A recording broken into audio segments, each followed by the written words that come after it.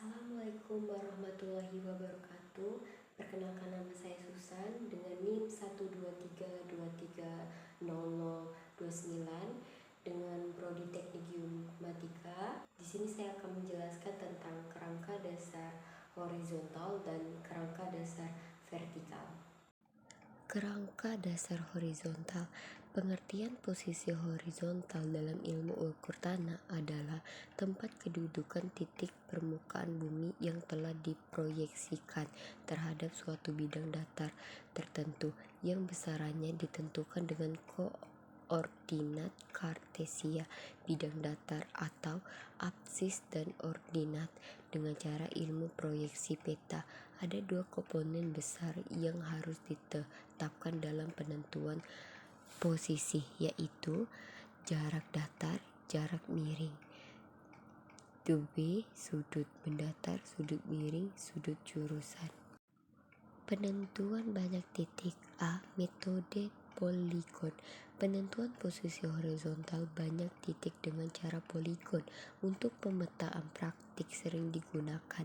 Dikenal beberapa metode pengukuran poligon, diantaranya 1. Poligon terbuka. Yang digunakan dengan poligon terbuka ialah poligon yang titik awal dan titik akhirnya merupakan titik yang berlainan atau bukan titik yang sama. Poligon terbuka ini dapat kita bagi lebih lanjut berdasarkan peningkatan pada titik-titik atau kedua titik ujungnya. Ada dua macam peningkatan untuk poligon terbuka ini, yaitu peningkatan azimut, peningkatan koordinat. 2. Poligon tertutup. Poligon tertutup ialah poligon yang bermula dan berakhir pada satu titik yang sama. Poligon tertutup sering disebut poligon krik atau krik poligin, ditinjau dari segi peningkatannya azimut dan koordinat terhadap beberapa variasi seperti tahap ikatan, terikat hanya azimut, terikat hanya koordinat, terikat azimut dan koordinat. Keuntungan dari poligon tertutup yaitu walaupun tidak ada ikatan yang sama sekali, namun koreksi sudut dapat dicari dengan adanya sifat poligon tertutup yang jumlah sudut dalamnya sama dengan 1000.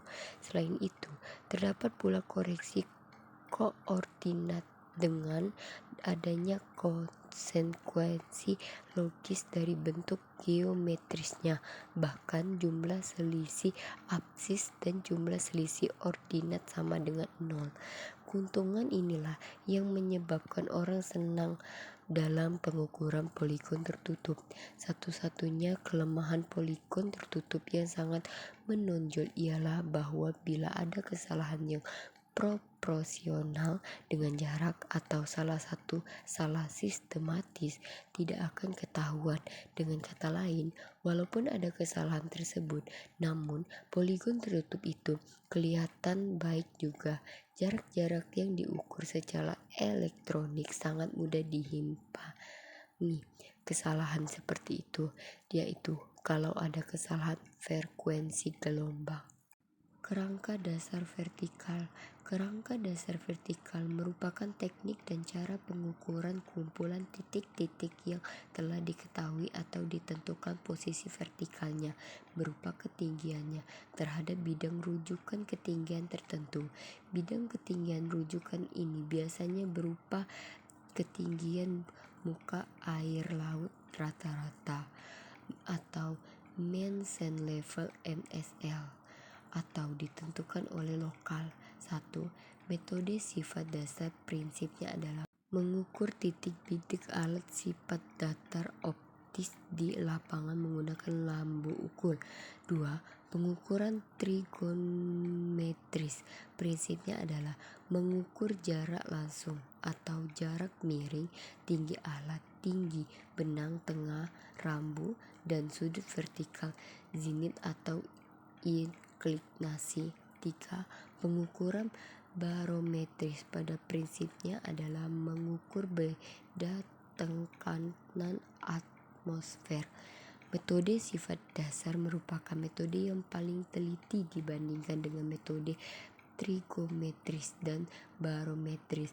Hal ini dapat dijelaskan dengan menggunakan teori parametrik batas kesalahan yang dapat diturunkan melalui persamaan materi diferensial parsial. A. Metode pengukuran sifat datar optis. Metode sifat datar prinsipnya adalah mengukur tinggi bidik alat sifat datar optis di lapangan menggunakan rambu ukur. Hingga saat ini, pengukuran beda tinggi dengan menggunakan metode sifat datar optis masih merupakan cara pengukuran beda tinggi yang paling teliti, sehingga ketelitian kerangka dasar vertikal dinyatakan sebagai batas harga terbesar perbedaan tinggi hasil pengukuran sifat datar pergi dan pulang. Maksud pengukuran tinggi adalah menentukan beda tinggi antara dua titik. Beda tinggi diketahui antara dua titik A dan B, sedang titik A diketahui sama dengan HA dan tinggi B lebih tinggi dari titik A, maka titik B HB sama dengan HA tambah H, yang diartikan dengan beda tinggi antara titik A kelas titik B adalah jarak antara dua bidang nivoo yang melalui titik A dan B.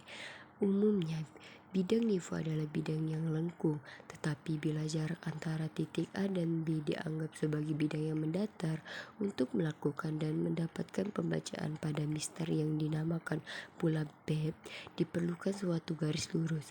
Untuk garis lurus ini tidaklah mungkin seutuh benang mungkin meskipun dari kawat, karena benang ini akan melengkung jika tidak lurus. Bila diinginkan tetap hal-hal yang telah dibaca tentang teropong, maka setelah teropong dilengkapi dengan dirakam pada teropong ini didapatnya suatu garis lurus, ialah garis bidik. Garis bidik ini harus dibuat mendatar supaya dapat digunakan untuk menentukan beda tinggi antara dua titik. Ini ingatlah pula nivoo pada tabung, karena pada nivoo tabung dijumpai suatu garis lurus yang dapat mendatar dengan ketelitian besar. B. Metode pengukuran barometris. C. Metode pengukuran trigonometris. Terima kasih sudah menonton dan maaf kalau ada penjelasan atau kata yang kurang dimengerti. Assalamualaikum warahmatullahi wabarakatuh.